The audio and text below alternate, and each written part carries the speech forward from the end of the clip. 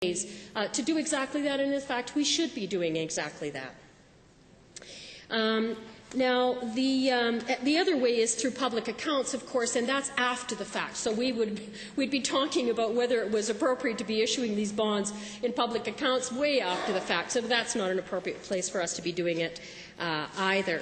So I hope that's helpful to those that were not understanding the process that was being used by the official opposition.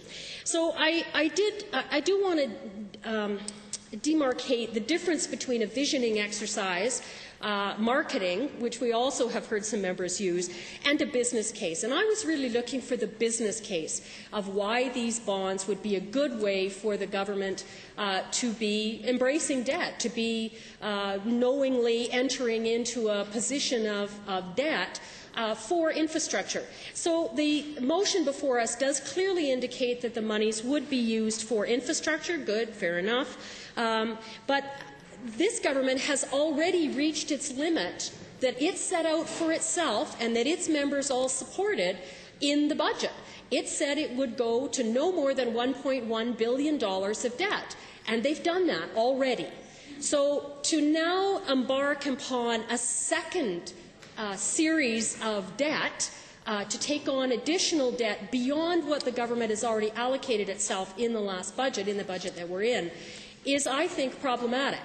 And we need to have, I need to be much more convinced that there would be a limit on the bonds that are going to be embraced as new debt here, that there would be a time limit set on when the debt would be paid off, so that we weren't in sort of perpetual debt here. And I think it's very appropriate to be embracing an Alberta First policy. Now, there was a great deal of pretty pointed discussion and criticism of the member for putting that motion on the floor yesterday, and all kinds of detailed demands for clarification, which of course was very interesting, because they'd spent the earlier part of this debate insisting that we should be having a very wide-reaching and wide-ranging debate, but when the opposition starts to speak, boy, the government wants details. Gotta love it.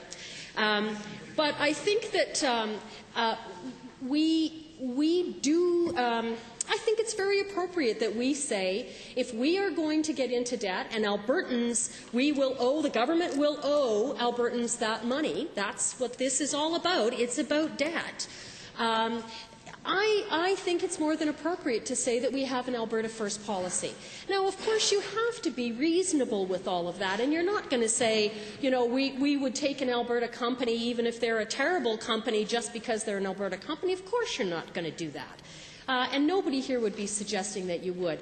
But I think as a general policy to say, if we can look to and encourage Alberta companies to be engaged in these infrastructure projects for which the province has gone into debt to fund them, I think that's very appropriate. I feel much better as an Albertan knowing that we're incurring debt that will, at the very least, benefit Alberta companies, rather than saying, yeah, boy, let's go into debt so that we can give money to companies that are in other countries or even other provinces. And the issue of, well, goodness, we're going to get into real trouble with Tilma, not necessarily. I don't think that need be a huge issue. I mean, we have trading partners there, and I don't think that saying Alberta first, but Saskatchewan and BC second is that big a deal. But again, if we're embracing debt here, if the government is looking to embrace debt, I would like to see us have a reasonable Alberta First policy. And I have a Union First policy in my office, for example. I always look to buy products that are made in a union shop first. If I can't find it, then I'll go outside of that. Okay, I'm not going to say, no, I won't buy it because I can't find a union-made article. If I need the article, then I'm going to go somewhere else and get it. But I'm going to look union first, and that's the point of that. And I think it's a good idea to have an Alberta First policy here. So those are what I was looking for with this motion, was a clarification that we would have a limit on the amount of debt that we were going to incur as a result of these bonds, that we would have a limit on the time that we would be in debt, for these infrastructure projects, and that we would have an Alberta First policy to go along with it.